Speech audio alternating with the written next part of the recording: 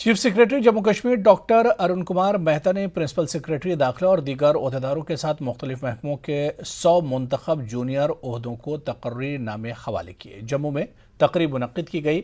CS ने बताया कि महकमा Jal Shakti, higher education, skill development, revenue, JD और दीगर महकमों में नौजवानों को मेरिट की बुनियाद पर मुंतखब किया गया है।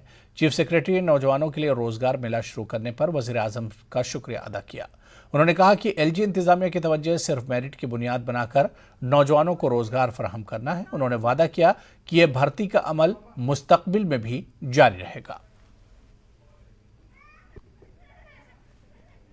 बहुत ही सिंपल बात है कि आप लोगों ने रिकॉर्ड अगर देखेंगे तो सबसे ज़्यादा नौकरियां इस साल और पिछले साल मिली ही हैं जम्मू कश्मीर के इतिहास में।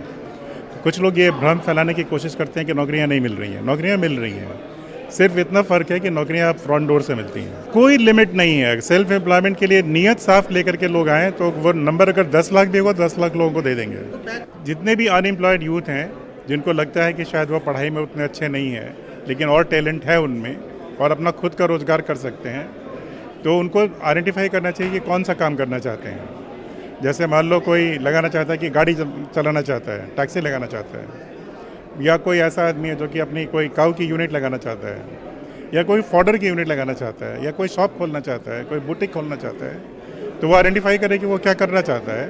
उसके बाद बैंक से उसको फाइनेंस मिल जाएगा।